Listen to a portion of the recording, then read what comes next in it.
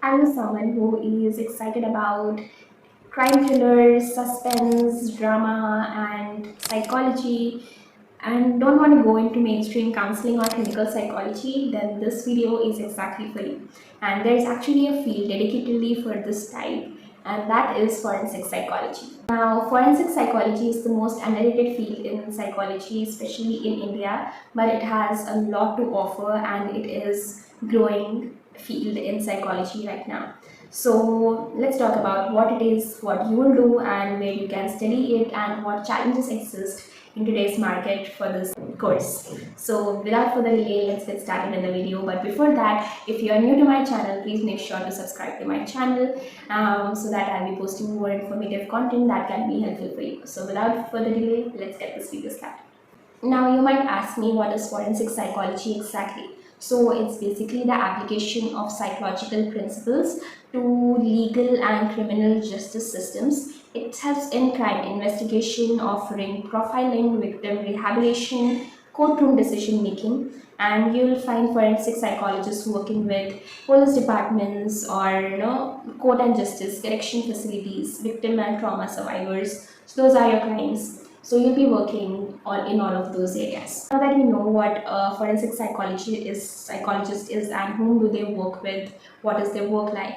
Now let's talk about what do forensic psychologists actually do, what is their work. So firstly, they assess criminal mental state before trial. Second is work with victim and witnesses for trauma and recall. Third is they help courts understand criminal intent and capacity. Fourth, do profiling and guide interrogations. Fifth, they use techniques like polygraph test or statement analysis.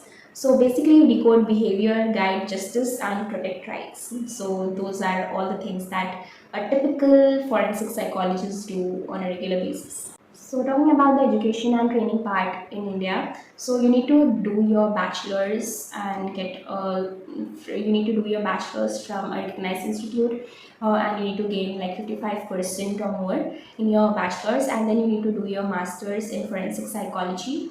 And there are a lot of institutions, a lot of universities providing this particular course in India, which list I will be sharing in at that towards the end of the video. So you can do that, and if you're into research or higher levels, you can also go for PhD. Now talking about the career options that you can have. Now firstly, you can work with Central Bureau of Investigation, CBI, forensic labs, courts as experts, witness, police and crime investigations, private crime consultants, academic and research institutions. So those are all the career options that you have and you can explore. Now these are only the information that I was able to get through my research that I was doing to make this video. But try to find people on LinkedIn who are in this field and how are they working, how are their colleagues doing, so that you get a broader idea, a broader perspective as to where you can get work post your masters. Now let's get to the real talk about this course. What are the challenges in this field?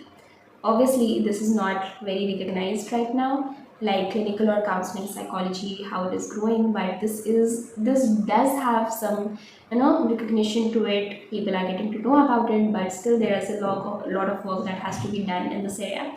So there is a lack of structured training and supervision. First thing. Second, there is low public awareness of the profession.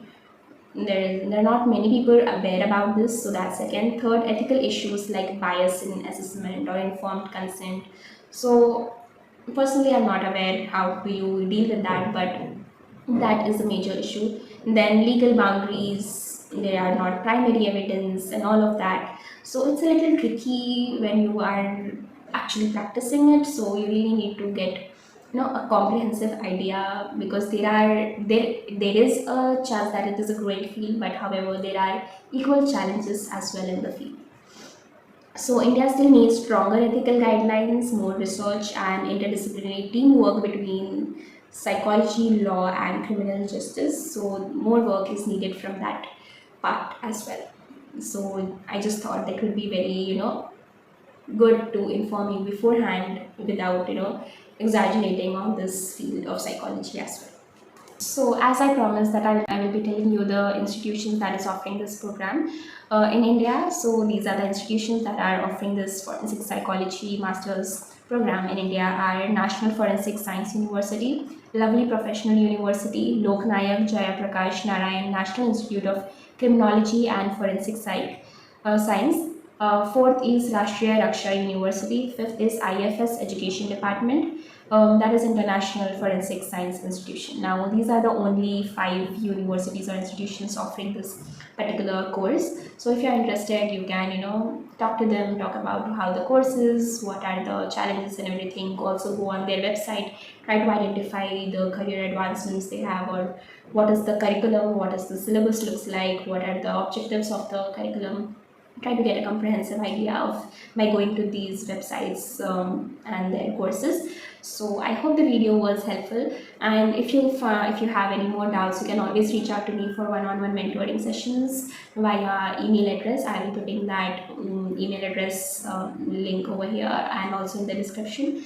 So I hope the video was helpful. I hope I was able to cater to your growing curiosity of forensic psychology and the course and how you can able to pursue that. And I wish you the very best if you are pursuing that. And till the time, I hope to see you in my next video. Till then, take care. And if you have not subscribed to my channel, I would really appreciate you do that. So take care and have a lovely day. Bye.